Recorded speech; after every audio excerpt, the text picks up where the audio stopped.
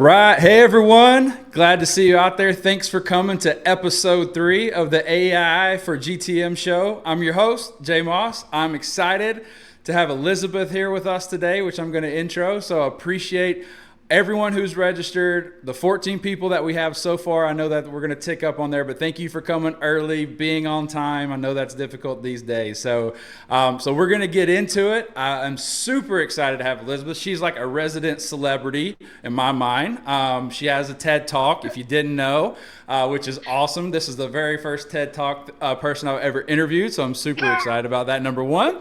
Number 2 is she is the founder and CEO of StartStack, which is an amazing company you're going to learn more about.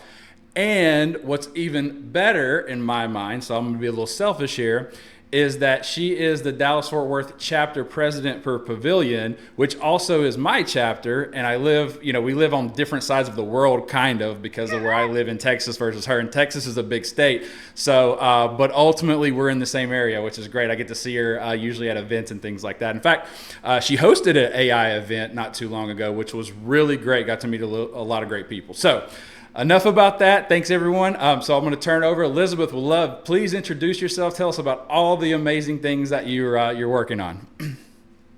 Hi, Jonathan. Thanks so much for having me on your show, and really have loved getting to know the Pavilion community and everyone that's in the Dallas-Fort Worth area, and also kind of people around the world who've attended various classes and events that we've had as well. So that's awesome. So thank you for that. A little bit about me, background in big tech firms. I have a passion for bringing new offerings and services to market, and currently I'm building StartStack, a platform that will help founders get to market with precision and stay there. We've got an awesome team doing some really interesting work, and we like to call ourselves AI natives. AI natives, and I know we're gonna get into that because that's very interesting, especially this day and time. So thanks again for joining. I'm stoked about this. And Pablo, give you a shout out. Good seeing you, man. Been a long time, so glad you're here. Okay, so let's dive in. So the first thing I really wanted to talk about, I think, is super critical and very important. A lot of conversation goes on about this, but you actually created a framework that you call your ARC framework, which is really about human and AI. So I'd love for you to tell the audience about that framework, what it means, and why it's so important to understand, especially if you're just new to AI, or even if you've been in AI or have AI experience. So we'd love to hear a little bit more and tell the audience about your framework. Yeah, it's a good place to start. When I was preparing for my TED Talk, I was doing some thinking about what does AI mean for the world. I know people are very focused about the technology, but this generative AI technology is incredibly disruptive because it's using our um, method of communication, language, to invoke a system. So that it's not really about the technology. Like I've said that quite a bit, that this is really about how we interact with capability as humans. And so there's an orientation here, what I call the human and AI story arc, is that humans are accountable, responsible, and in control of work. So the way we think about this at StartStack is a lot of people talk about AI with humans in the loop, and we think that the origination of AI work is very difficult to drive accountability. It's very difficult to establish process. And so the orientation we have as a company and how we use AI in every part of every single work process is that humans are doing work and AI is part of our process with validation steps. No, that's great. And it's so important, right? And I think what's critical, and I want to point this out is, and you even mentioned it in one of your articles around a lot of experts talk about humans in the loop, where it actually should be Hmm. AI in the loop. And your graphic here Hmm. shows that a lot. So yeah, I think it is super critical. So I would love to hear more about the TED Talk experience. So obviously you actually centered your talk around this framework and why it's important. So Hmm. tell us a little bit about your experience. I gotta know the deets, because again, I got a little FOMO, a little jealousy there, a little bit from that. So The TED Talk was it was really interesting. All kinds of people, different walks of life at the South Lake a TEDx stage, and there's were fewer people talking about technology, and I'm not a technical person. I don't think about myself as a technical person, but I think about this technology is incredibly disruptive to business, society, the globe, everything that is feels new. And the reason is we've taken, all of our human knowledge since the inception of the internet and have trained all of these large language models on this knowledge. I really think about what we have now is more of a global human network operating system. This is where we've um, our way to become closer as humans in society, working with this corpus of knowledge that humans have created. So it's really interesting to think about it that way. And, by extension, there are real consequences. There are real innovations in how we can actually get back to solving incredibly important problems. We don't have affordable health care. Education is not affordable and not accessible to many. We've got busy work to clean up the earth. We've got real problems to focus on. And so, our opportunity as a global society, as a flat society, is to focus our time and attention on the things that matter. Absolutely, couldn't agree more. I couldn't agree more. So let's dive into a little bit of that because ultimately, from an AI perspective, so you have a very unique perspective, I believe, than most people, because you're actually building in what you call an AI native company, and so I want to really unpack that, what you mean by that, what it means. And I love the example that you gave, which for those that haven't read Elizabeth articles, you can go to the website startstack.ai. And she uses a pufferfish phenomenon example, which I really like because I think it really holds true to what AI native is, what people can do with AI today. So I'd love to unpack what you mean by AI native and how it can impact founders, how it can impact companies, startups, etc. Yeah. So companies that are enhanced with AI are essentially at level one, using tools to help, do work, whatever that is. And there's a spectrum. Uh, think about it as a maturity model and use and adoption of AI. So that's one end of the spectrum. The other end of the spectrum, some may call AI first. I call AI native. Um, as a small company, we have a distinct advantage to be able to use AI in every single part of our work. And so some of the ways that we're using AI at StartStack is around business strategy, looking at our market strategy, possible blind spots. We use many different known strategy methods, and we lean on AI systems to push us really hard in thinking through pitfalls and those kinds of things that are really core to business strategy. Content and creative, um, many companies utilize AI writing tools. We don't do that. We've mastered long form content with human writers with AI as part of our process. And so we've developed this four-step proprietary writing method where AI enables us to do research faster, to really take our brainstorms and structure that brainstorm into um, themes and then use those themes to flesh out the content. So that's, I think, a little bit different than how a lot of people use writing platforms where the first output is AI generated. Many people are aware that Google is going to penalize companies that are using AI writing content.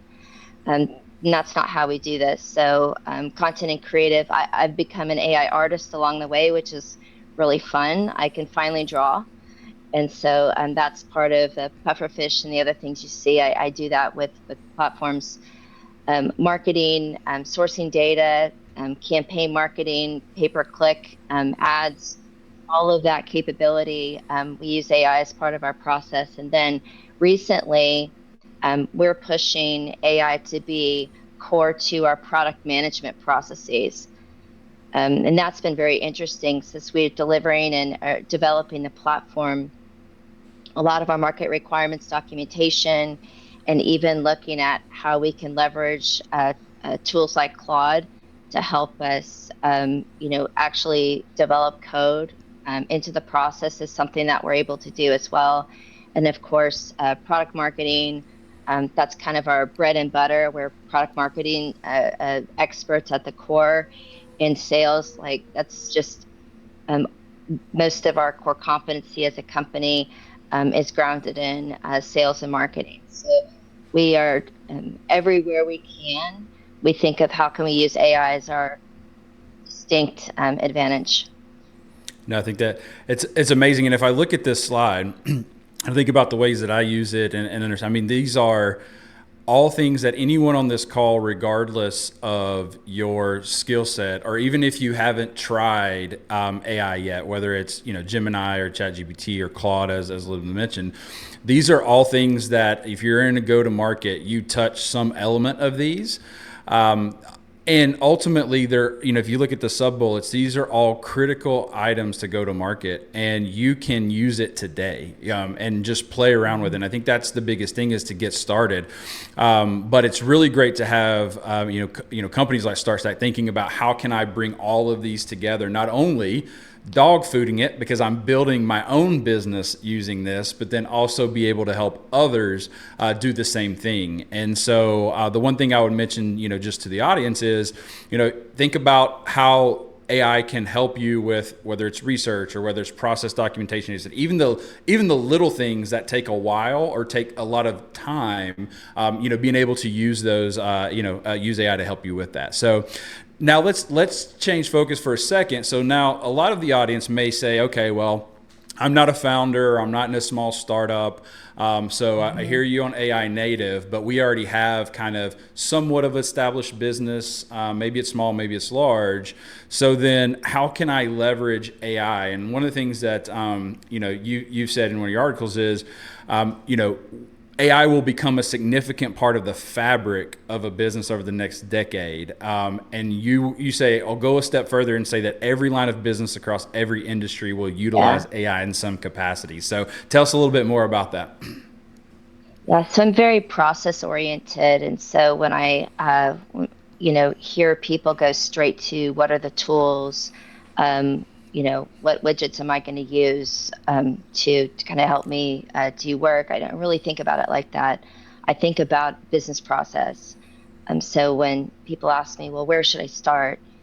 Pick out the business process that is the most complicated, the most expensive, the most time consuming, because what AI is helping us do is we can um, master three things: speed, accuracy, and precision. And so we can combine those things together and now leverage AI as essentially a time machine. I do think about it as a time machine and a way to really compress and compress a business process, whether that's time or complexity. That's really the way that I think about it. So it kind of makes me wonder, how important is process mining going to be? Many companies that are very large don't even know what their processes are. And so if you ask a company, well, you know, what does your sales cycle look like? A go-to-market professional could tell you, but it's that same person probably cannot tell you, here's how this maps across the process of my company. And that's really what we're talking about, is to get the most out of AI, to understand how that process touches different parts of the company, much like an enterprise system, right? And then think about, where are my bottlenecks? How much does this part of the process cost, or whatever? And that's how you can think about, well, I can apply an AI technique here. I can apply this AI tool capability here, and look at how to um, impact the real business KPIs. What is my time to close? What is my time to market? How does my sales rep show up smarter and more informed about my customer, right? And that's achieving something very like that's been around for decades is customer insight, intimacy, right? That's not a new concept. It's just how can I do that faster and at the in a way that is my customer understands that I understand who they are as a business, and that's going to help me progress and close those opportunities faster. So everywhere we look, um, think about what is your business process, what's the complexity and time of the process, how much does it cost? Start there. Yeah, that's great, and couldn't agree more. And it's funny because this is episode 3, and what I'll say is a common theme between 1, 2, and 3 is people are maybe looking at it the wrong way. And what I mean by that is everyone says, well, what's the use case? What's this like little use case that I could spend time on? And instead they're not looking at what is the workflow or the process that I should be looking at, Yeah. and how do I infuse it inside of that end-to-end process or end-to-end workflow, because then that's when you can really start getting your ROI. You can really start getting some better efficiencies, et cetera, across your company. And so I'm glad that you hit on that. And the other thing, you mentioned, I think is super super interesting. It's like we've moved out of you've kind of seen this. We talk about GAC, so the growth at all costs. We've moved out of that out of that era, if you will, where free flow capital, interest rates were zero pretty much, and everyone was just putting a bunch of investment in things that they didn't need. And we've moved into more of the PEG, which is the profit efficient growth. What that means is that you have to have quality. You have to understand who your customers are, why you're targeting them, understand their needs, their pain points, and what can take you hours or days to try to research that stuff. Potentially in the past, you can now do in minutes with AI. And so I'm glad that you hit on that, because it's critical for conversion rates, win rates, and really showing up, which we talk a lot about, showing up for customers and knowing who they are, and not that they're just some person on the end of the on the other line. So I think that's super critical. So I just wanted to re-hit that point that you made. So let's now take that a step further, and I'm going to bounce to ROI, and kind of some things maybe that you have seen, not only in your own business building it, but also in some of the companies that you have you've helped. Because ultimately, taking that business process, we actually chatted about this in the green room a little bit, but taking that business process, the question that I see a lot, or I hear a lot as well, how do I get the ROI? Or I'm not sure what ROI I'll get out of this. And so would love for you to unpack the whole ROI element from your perspective and what you've seen so far. Yeah. ROI is goes back to understanding the core business metrics of, you know, time to market, time to close, big kinds of functions, and really understanding the how to measure that across multiple departments. And I think that's the thing that's really hard about this, is because people want to measure ROI in terms of a tool. What's the ROI of this tool and that tool? And, you know, there's thousands of tools. Many of them will not be here in a month or 2 months. And so tying your AI for business, strategy around a set of tools or a set of models is really not the way to think about it, because the only thing that's guaranteed in generative AI in this space is that things will change tomorrow, right? So you got to sort of plant yourself in the eye of the storm, knowing that everything around you is going to change. What won't change is your business strategy. What won't change is your mission, your vision, your values, why you're going to market, who your buyers are, those kinds of things. And I think that kind of helps us segue into how we think about, an AI first go to market in a highly integrated way. Some of the things around ROI are my personas, are my buyers the same buyers that I've had in the past? And if not, have I fallen out of product market fit? Have things changed in the market where I need to really go back and look at my personas in a different way so I can connect with my buyers? Same thing around like market size and your market segmentations. Sometimes that changes, particularly when you're in a market where anybody can be your competitor, um, anybody from an adjacent space can now start to compete in a new and different way.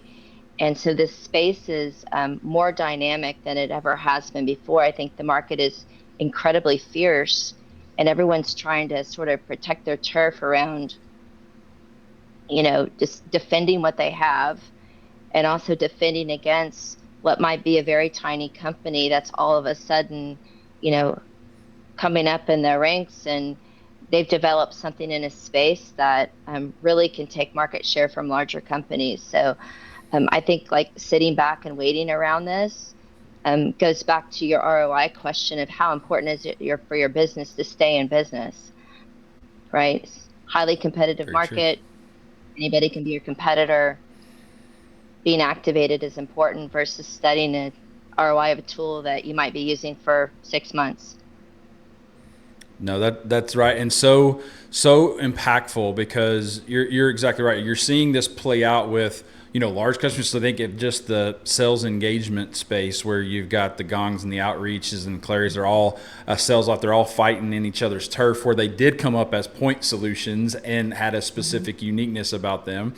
And now today, what you're also seeing, going back to your point of some companies may not be around, in a few months. And then the power of this is that you're also seeing a bunch of companies that are getting started as an AI driven first company to fill a market, and they're able to do so very quickly with less resources and less capital because they're using, these types of things. I mean, think about what's on your slide here. And typically this would take people, consultants, time, like all of those things. If you think about and now a lot of this stuff you can just, me as an average Joe can go, if I know how to use it effectively, I can go and I can do a lot of these things myself, in record time. And I think that is so powerful to your point, going back to ROI of not only the efficiency of how you can leverage, but then also how do you stay ahead? Because the other thing that would happen as I built these, what would typically happen?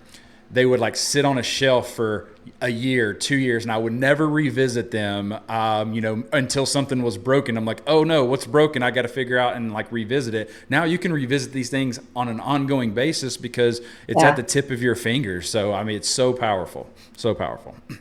Yeah, I completely agree with that. And that's how we think about this. When I created this framework and have modified it as we learn more and more, our point of view is that these roles, these functions across go-to-market are becoming much more integrated as one, job functions, and two, how we think about how these things work together.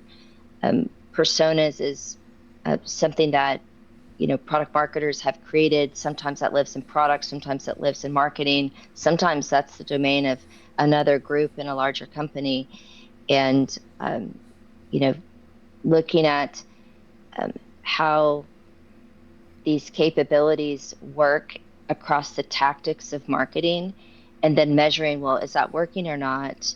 And fine tuning potentially your digital marketing, and then measuring, it's like, well, okay, now we need to expand or refine how we think about our ideal customer profile. And so we see this as a continuous process. In larger companies, a lot of these job functions are very siloed, their KPIs are very siloed, and that's what makes transformation very difficult by definition. When cloud computing was emerging, a decade and a half ago or so, many companies thought cloud computing was about a tool or a technology versus how the cloud natives thought about it was a distinct business advantage to have a new business model that we all know now as a subscription type of business. AI native companies, by extension, see also a distinct advantage that not only is it cloud computing, but it's also a way that um, AI across every process can extend um, the um, the value, the use of that individual's time, their domain expertise, applied into all these other and applied to many different kinds of areas of the business. Uh, yeah, absolutely. So I would love for those. So you're a founder. You have a lot of experience with AI. And so for those that may be out there thinking about starting their own company, you have a founder's AI first playbook. You write a lot about this too, because you are one. But so just any advice that you have outside of taking your course at Pavilion, which is a phenomenal one. Even I took it, Thank and I you. got my certificate, so I'm good. At least I Nice. passed. So, but anything outside of what is it? What does it take to get started? How do people learn, stay up to date, et cetera? Would love some thoughts from you on that, especially as you mentioned. This changes tomorrow. It changes the next day. Every day you wake up, there's something new that's happening. So how do people dip their toes in that and stay ahead or stay at least up to speed? In learning and adoption of AI is the In question. learning adoption of AI. Yep, All absolutely. right, perfect. I tell people to, you know, find your point of passion. What are you really good at? What do you love? And that helps you get grounded in where to focus and what to study, right? Because there's one thing that we all have is domain expertise around, the area of work that we've been doing. I think it's easy to teach people how to work with AI systems and AI models because we're all masters of human language, and this is programming 2.0. That now you don't need technical expertise to be a programmer, you just need to know how to master language and the nuances of language. And so, kind of starting in your starting place of, what do you love, what are you good at, and then using AI around something you already know, I think is the best way to get started. I tell people you're not going to break anything. These systems, don't be scared. Just it's a trial and error kind of thing. And there's so many, um, you know, I guess free information on Gumroad and free lessons, and IBM has like a whole, bunch of free courses to do. Lots of these large tech companies do that as well. So um, there's kind of two ways to think about this. There's what we think of as AI for business, is how AI is applied for business and to work, into learning. And then there's how AI works, and that's more the technical side. So, if you're a more technical person, you might be more interested in how AI works. If you're, non-technical person like myself, think about, well, how do I apply it to work? And that's the side that we live on. And so the looking at, you know, just getting started through experimentation, and then I'll figure out how does this apply to my core domain. Um, People's core domain expertise is the absolute critical thing in exploiting when you're working and learning AI. You can't teach an AI programmer the domain of go to market or the domain of legal or those kinds of things. So there's only a certain point that AI is really an expert. When an expert is using the AI as that expert, that's when there's a lot of power in use of these systems. That's right. And we just came full circle back to human with AI in the loop. And that's because they're not the domain expert, you are. That's right. So amazing. So thank you so much. It looks like we may have one person from this that's going to register for your course. So that's great. Nice. So get the signups there. But again, I want to thank you so much for taking the time, for sharing your expertise, and obviously I am humbled and honored to have you. So again, thank you so much, and thanks to everyone that joined today. We will have the recording available. We'll send it out. We'll post it on channels. Also, for those of you that are not Pavilion members, I will post in there. We do have a discount code if you would like to join. But again, thank you, Elizabeth, so much for your time. You're amazing. And I'm sure we will see each other very soon. So thank you again. Bye. Thank Bye, you. everyone.